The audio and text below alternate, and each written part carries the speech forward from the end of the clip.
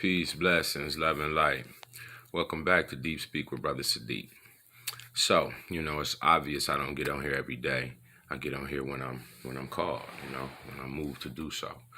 So I have been once again today, and today I want to talk about the Matrix and how successful it has been.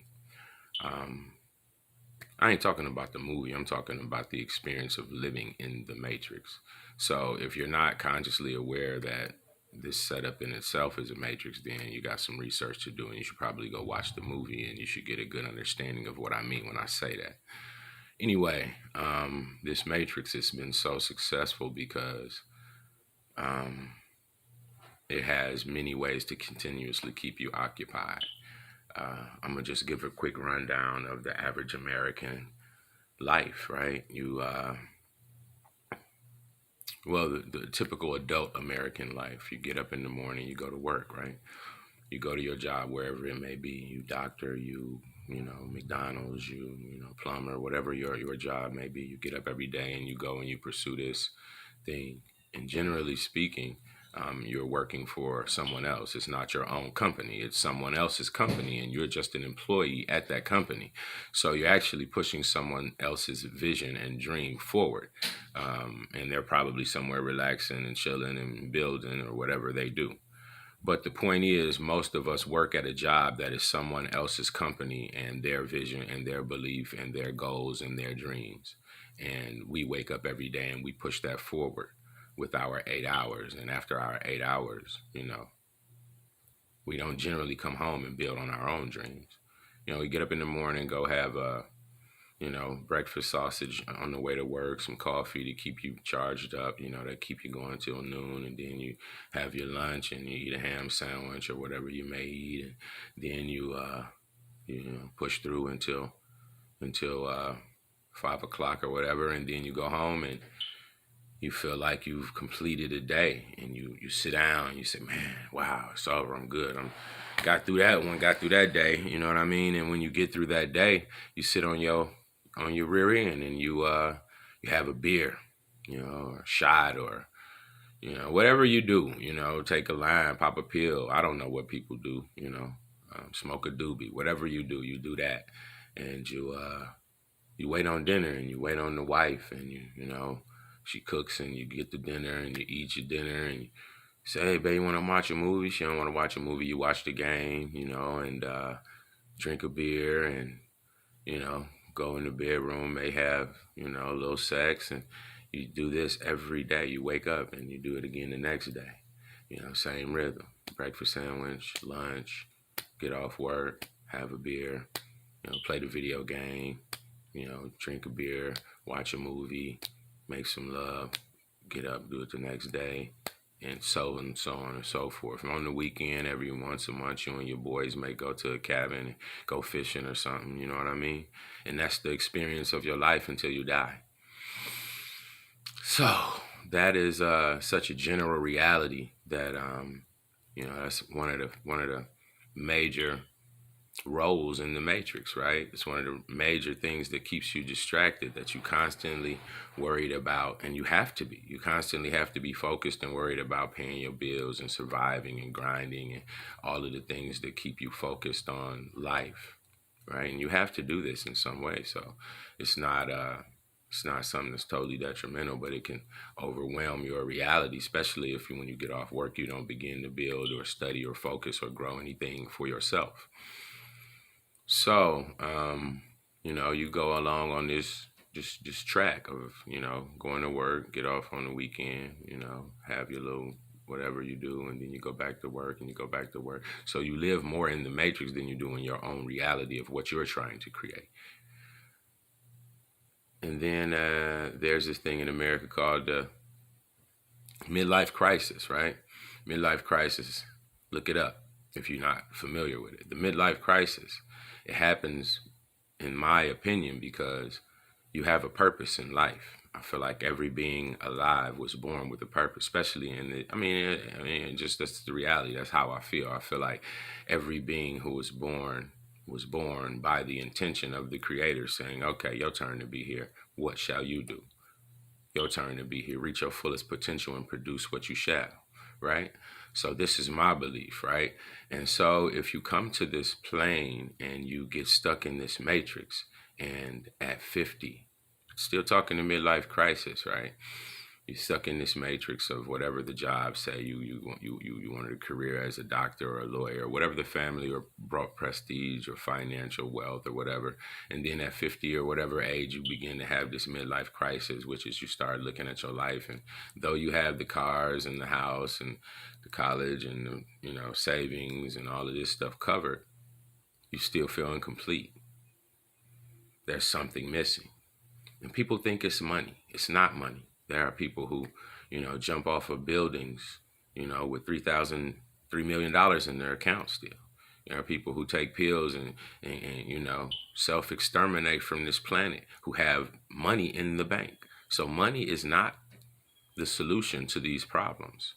And so this midlife crisis occurs. And, in America, the typical thing is, for men, this is something generally speaking for men in America. They go out and they get a car, something that they always wanted, a Corvette, or go get a motorcycle, or, buy a yacht or some extreme thing, and it shocks the family. And, they might cheat on their wife, and with their secretary or some young girl or a prostitute or however, you know what I mean? This is part of the midlife crisis. This is something that you can look up. It's consistent in America. They make movies about it. Anyway, all of these things are due to the success of the Matrix. It is so successful that people are born into it, and because it's so successful, their parents have done it, the society does it, the TV promotes it, every facet of media promotes this rhythm of life, okay, this system, that those who have some conscious about themselves call the Matrix, okay? So the Matrix and its success is a terrible thing, because what it does is cause you to forget that you have a purpose on this planet. That each individual being, was a thought of the Creator. The Creator had a thought about you as a specific existence, you as an individual being. There is no other you. There can never be another Michael Jordan, so y'all should stop trying. There will never be another LeBron James. There will never be another Snoop Dogg. There will never be another punk-ass Tyson DeGrassi lion-ass scientist either. So there are only one. You will only be the only one. You will only ever be the only one. You are a unique individual. And if you don't begin to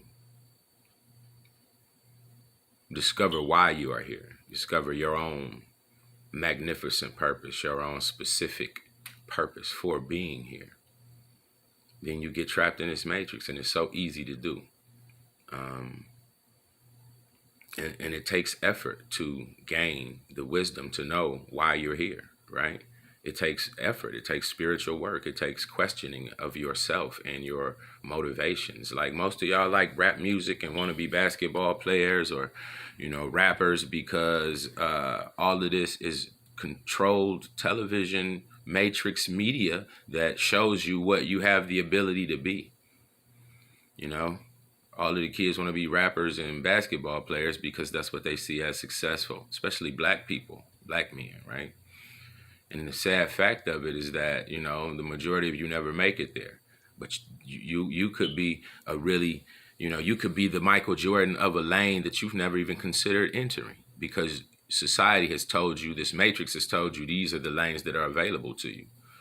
Just like, in white society, these guys grow up and they have an energy to do something that their spirit tells them to do, but society and all of the things that go along with society say, no, you should go and be a doctor, because that's a successful, prestigious line of work, and it'll cause you to have financial success and whatever.